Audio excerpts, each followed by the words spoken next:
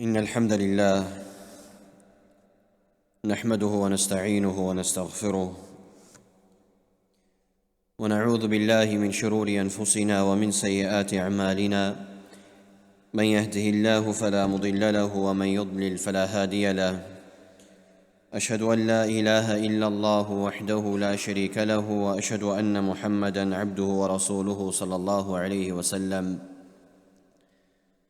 أعوذ بالله من الشيطان الرجيم يا أيها الذين آمنوا اتقوا الله حق تقاته ولا تموتن إلا وأنتم مسلمون يا أيها الناس اتقوا ربكم الذي خلقكم من نفس واحدة وخلق منها زوجها وبث منهما رجالا كثيرا ونساء واتقوا الله الذي تساءلون به والأرحام إن الله كان عليكم رقيبا يا أيها الذين آمنوا اتقوا الله وقولوا قولا سديدا يصلح لكم أعمالكم ويغفر لكم ذنوبكم ومن يطع الله ورسوله فقد فاز فوزا عظيما وبعد اعلموا فإن خير الحديث كتاب الله وخير الهدي هدي محمد صلى الله عليه وسلم وشر الأمور محدثاتها وكل محدثة بدعة وكل بدعة ضلالة وكل ضلالة في النار وبعد. My brothers and sisters in Islam, a very deep essence that requires the functionality of one's iman, sometimes it is overlooked. And this particular factor, an essence of fuel, which sometimes is overlooked, leads to individuals with struggles, physical struggles, emotional struggles, and also mental struggles. So the well-being of the individual on a mental level, emotional level, as well as a physical level becomes utmost difficult, where these struggles become apparent on a person. And this particular factor and this particular fuel, that which is overlooked at times, is the essence of reliance and complete trust upon the one who created and allowed our existence. When we move away, not knowingly, unintentionally, from Allah Azza wa Jal and placing our trust,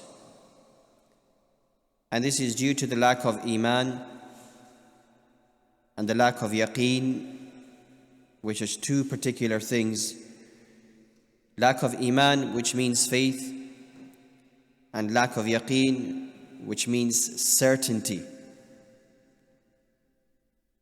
The fact that when a person, even the slightest of terms that we use are overlooked, and there's passiveness in our statements, even when we say the likes of Insha'Allah, willingly, by Allah's will, I will do it.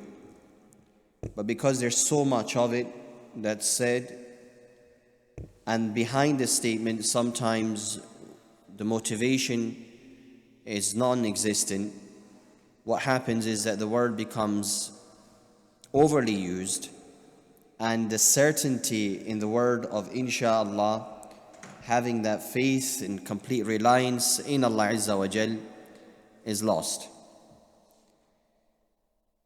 For one to be able to carry out this particular and ignite this particular fuel in his iman is for him to be very attentive and very detailed to the statements that which occur and pronounced upon his tongue, and also to be very attentive and to pay attention to the processes of the mind and the thoughts that go through it, and to filter them,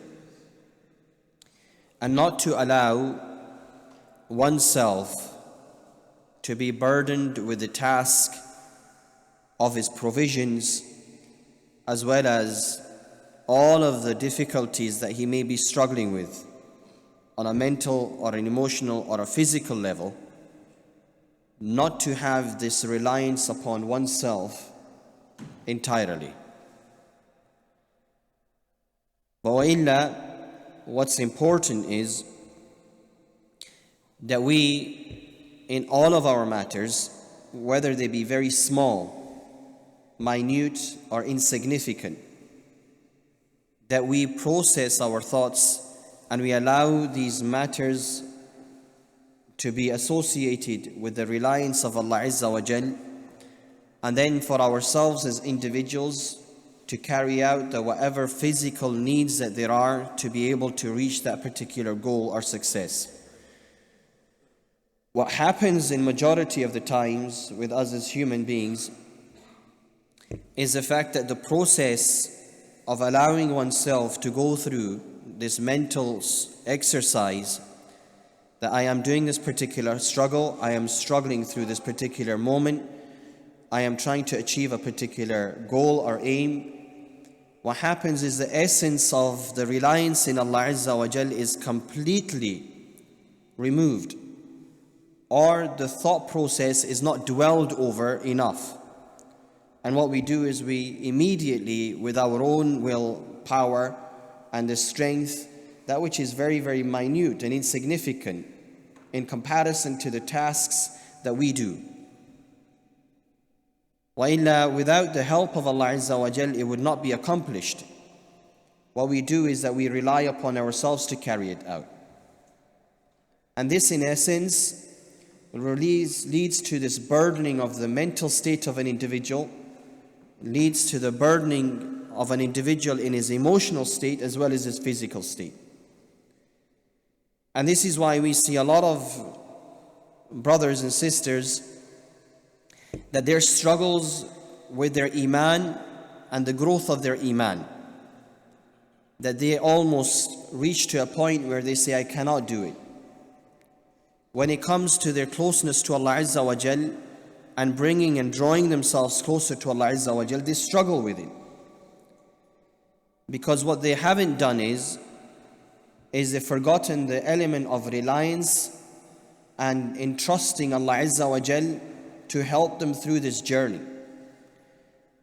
And with this, we understand that tawakkul, to have reliance and complete reliance in Allah Azza wa Jal, it means for a person to have tafweed al-umur ila Allah Azza wa Jal.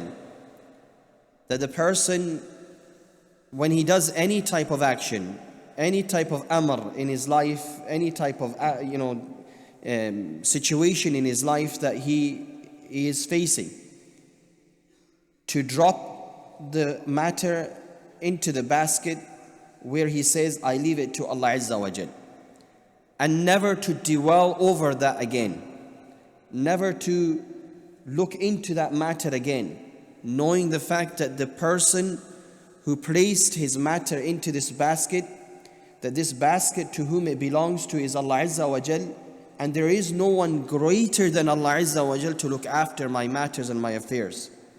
There is no one greater than Allah to look after your affairs when it comes to your children, when it comes to your work, when it comes to the problems that you might be struggling with in your iman, in your struggle of salih al-a'mal, in your struggle of dealing with people, in your struggle with networking, communication, in your struggle with provisions and providing for the family, in your struggle with keeping your household together, in struggle with your kinship and your relatives and so forth.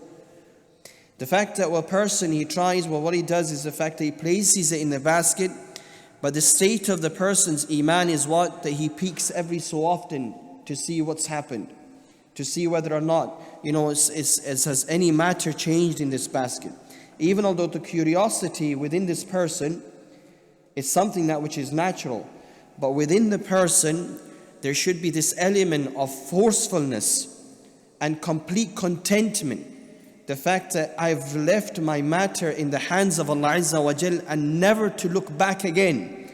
Because to look back again is an indicator of the fact that the person's iman in itself needs work on. The second is to have thiqah wa husn al-dhann for that which Allah Azza wa Jal chooses for you. Now, even although that we've placed our trust in Allah Azza wa Jal and we left the matter to Allah, we were very, very selective of our thought process and our emotional process. When we place our trust in Allah Azza wa Jal, we were very, very detailed about it. But then comes the natija, then comes the result, then comes the end outcome of it. And when that comes, then the person, what he needs to understand is that Allah Azza wa Jal is in control of all affairs and all results. That whether that be in your liking or it not be in your liking, that what you do is the fact that you, regardless of it, because you know that Allah Azza wa Jal wants the best for you in this world and the hereafter, that you show contentment in the result of that which Allah Azza wa Jal agrees for yourself, and you submit your will to Allah Azza wa Jal happily. And the reason you do that is because the fact that we know and we have this iman in Allah Azza wa Jal, that the one who created me, sustains me, does not want except khair for me. That the one who provides for me, the one who gives me everything, the one who allows me to breathe, he would not want anything but goodness for me. Wa illa, he wants for everyone the fact that we enter into his Jannat al-Na'im. It's not the case that he doesn't. But this process which Allah Azza wa Jal has decided for you, as much as it might be not in agreement of your thought and your emotions, regardless of it, what you do is the fact that you submit your will to Allah agreeingly, happily, knowing the fact that He's chosen the best for you.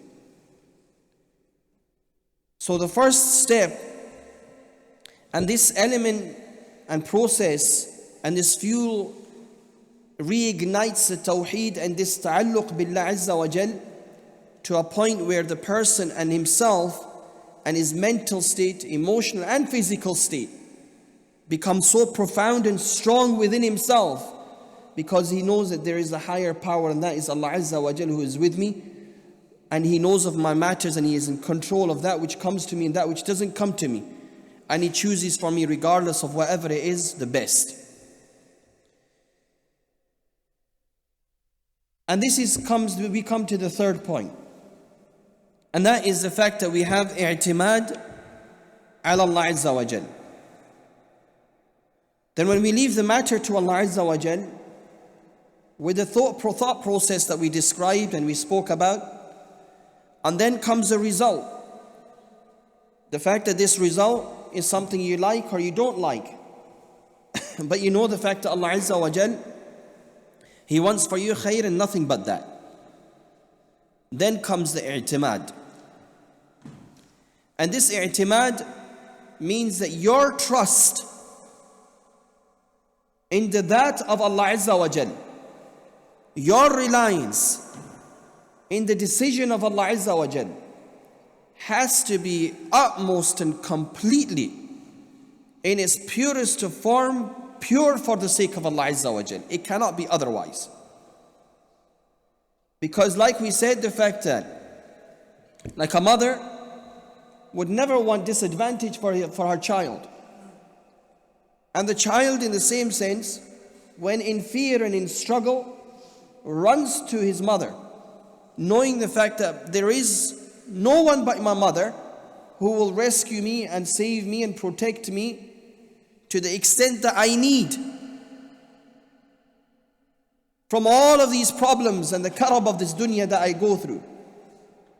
In the same sense, that regardless of whatever Allah Azza wa Jal decides for the person, knowing the fact that Allah Azza wa Jal, He wants for the best for this abd, that this i'timad in Allah Azza wa Jal, in all of that which He decides for you, needs to be utmost and pure towards Him.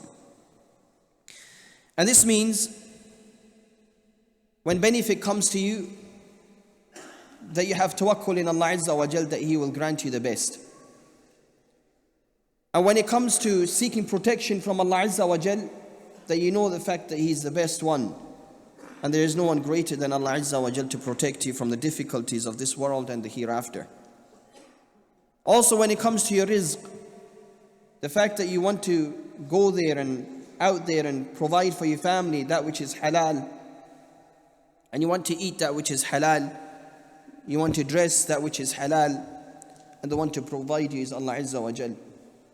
And you struggle in placing your trust in Allah and taking the asbab, that which are necessary, and whatever the results that come from that, that you're pleased with Allah Azza wa Jal, and you place your will and submit it in the hands of Allah Azza wa Jal. And then you have complete i'timad in Allah Azza wa Jal, that whatever He's chosen for me is the best. And whatever it be a difficulty that you require victory, or you need shifa from a sickness, or it be you need this, to become free from your difficulties, whatever it be, of your iman, that you place your complete trust in Allah Azza wa Jal. One of the things to ponder over and to establish within ourselves as individuals, and that is the fact that when we talk about reliance, this is not something that which is optional for a Muslim individual. Bal, reliance and tawakkul in Allah Azza wa Jal within itself is a faridah, qalbiyya, and it is ibadah, that which needs to be done solely for the sake of Allah Azza wa Jal in sincerity.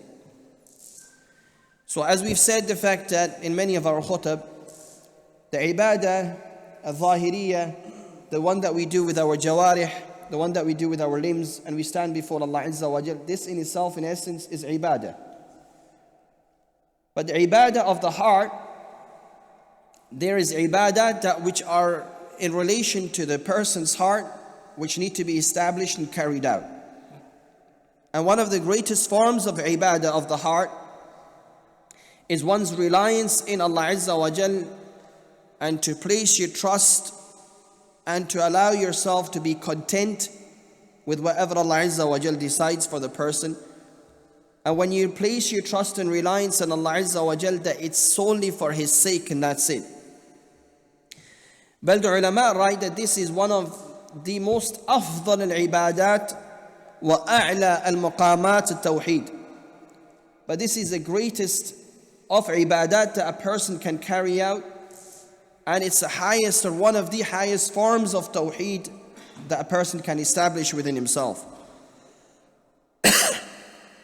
But one of the things to remember, that tawakkul does not come easy. Tawakkul does not come easy. This is something which Allah Azza wa Jal has chosen, and in particular associated this attribute to the believing men and women only.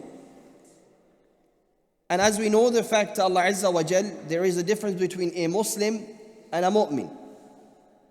But Allah Azza wa Jal has made this a condition and a sign of iman for the mu'mineen. Where Allah Azza wa Jal, He says, وَعَلَى اللَّهِ فَتَوَكَّلُوا إِن كُنتُم مُؤْمِنِينَ. And the fact Allah Azza wa Jal says, and He commands, and upon Allah place your reliance and trust in Him, if you are believing men and women in Allah Azza wa Jal. Now the question here is, how many of us, when we fall into the greatest of problems and greatest of karab that come upon us, how many of us run around like wild cattle, looking around for answers, forgetting the fact that Allah even exists, forgetting the fact that masajid even exist, or turning to Allah Azza wa Jal in nawafil, and placing our trust in Allah Azza wa Jal in our difficulty. But what do? We run to every individual in the ministry and every individual in the family, and we forget to even mention Allah's name in our difficulty, and we ask of help from everyone, and we use our own limbs and mental and emotional state to push through this difficulty, and we come out the other end worse. Waila, we may have resolved the problem, but the person in his state is way worse. Waila, Allah Azza wa Jal doesn't want that for His ibad. And the mu'mineen, they do not classify themselves in this manner. وَإِلَّا what they do is that they themselves, whenever any type of problem, whether it be minute in its nature or it be huge in its nature, وَعَلَى اللَّهِ فَتَوَكَّلُوا, and place your trust in Allah Azza wa Jal. إِن كُنتُم مُؤْمِنِينَ, if you are believers in Allah Azza wa Jal. And this, brothers and sisters, this requires a lot of attention. This exercise of ibadah requires a lot of attention. This means to slow your processes of the minds down and your hearts, slow it down to think about what it is, what's going on in my life. وَإِلَّا the life of the individuals, they've become so much busy that we don't allow ourselves to process these things. That the struggle that you're going through, to sit down and think about, why am I struggling? What am I struggling for? Who should I place my trust in? Who should I be turning to? Should I be raising my hands and making dua? Should I be increasing my dhikr? What asbab should I be taking that which are halal? Think about it. And this is what we're here to do. Every little thing that we are going through is an examination in itself. Just the way you sit down in your exam paper to sit down and think about every little detail that you will write down and how you're going to answer that question on your paper. Sit down, and every matter that goes through you and passes you as an individual in your life, that you sit down and you think about it. That what am I going through? Who am I going through this with? What should I be doing? How should I be turning to Allah? How can I better it? What means should I take that which are halal for me? And then Allah Azza wa Jal, He says, وَعَلَى اللَّهِ فَلْيَتَوَكَّلِ الْمُؤْمِنُونَ. And it is upon Allah Azza wa Jal that the believers place their trust in. But one of the scholars, he said, مَنْ لَا تَوَكُّلَ لَهُ لَا إِيمَانَ لَهُ. One of the scholars said the fact that whoever does not have the essence and the fuel of tawakkul in his heart, he has no iman inside himself. And this in itself means the fact that he goes running around relying upon his own limbs, relying upon the individuals and the world that he's created around himself, that he relies upon them. So the gist and the conclusion of the khutbah today, my brothers and sisters, it's a very simple one, but huge in its nature and profound in its essence when it comes into the heart and the person acts upon it, and profound in his life, is for a person to carry out the ibadah of tawakkul in his mind and heart wherever he be. As we said, that this is one of the afdal al-ibadat, and this is one of the a'la al-maqamat al-tawheed, that this is one of the greatest and higher statuses of within tawheed that a person can hold. And that is to have complete reliance in all of your matters and all of the matters that you are going through at this precise moment, however minute they are. Even if it be a tying of the shoelace that a person struggles with, that he places his trust in Allah and he thinks about it. Even if it be a relationship, that he stops and pauses to think about what's going on, and he processes himself through this process of Tawakkul in Allah Azza wa Jal. And he allows Allah Azza wa Jal to be involved in his matters. And he allows himself to share whatever difficulties he has with Allah Azza wa Jal. And we ask Allah Azza wa Jal to grant us the understanding of Tawakkul and allow us to carry out the elements of tawakkul within our lives and throughout our problems and difficulties. أقول قولي هذا واستغفر الله لي ولكم ولسائر المسلمين واستغفروه إنه هو الغفور الرحيم.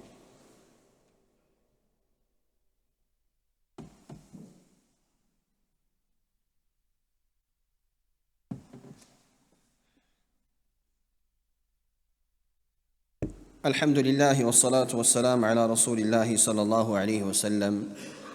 أعوذ بالله من الشيطان الرجيم. إن الله وملائكته يصلون على النبي يا أيها الذين آمنوا صلوا عليه وسلموا تسليما.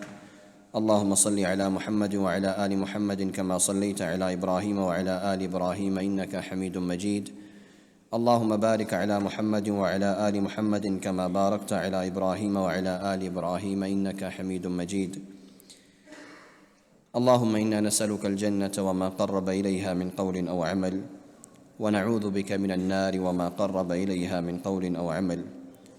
اللهم اقسم لنا من خشيتك ما تحول به بيننا وبين معاصيك، ومن طاعتك ما تبلغنا به جنتك، ومن اليقين ما تهون به علينا مصائب الدنيا، ومتعنا اللهم بأسماعنا وقواتنا أبدا ما بقيتنا. اللهم أعز الإسلام والمسلمين، وذل الشرك والمشركين، ودمر أعداءك أعداء الدين. اللهم أصلح أحوال المسلمين في كل مكان. ربنا لا تزغ قلوبنا بعد إذ هديتنا، وهب لنا من لدنك رحمة إنك أنت الوهاب. ربنا آتنا في الدنيا حسنة وفي الآخرة حسنة وقنا عذاب النار. وصل الله وسلم على نبينا وحبيبنا وشفيعنا محمد وآله وصحبه أجمعين. قوموا وبارك الله فيكم. Before I descend from the pulpit, we are looking for volunteers, and in particular the shabab, the youth that do come to the masjid, or the brothers that do reside around this masjid. That for the brothers who do have time, and for the brothers who are free, not doing much, we do need assistance in tidying up some of the works which are being held in Ardrosen, in the masjid there. We do require some manpower and brothers to help out with the labor work. Also, one of the other buildings that are associated with the masjid requires attention and tidying up. So inshallah, bi'idhnillahi ta'ala, if there are brothers who are willing, and inshallah they're sitting around doing nothing but playing possibly games or whatever it be, then inshallah do come forward, spend some time with the masjid, spend some time for the sake of Allah Azza wa Jal, and give your names inshallah at the office. Inshallah we will contact the brothers and the sisters, if it be inshallah, if there is any sisters that are willing, inshallah to provide their names inshallah and numbers, and we will get back to them. Wassalamu alaikum.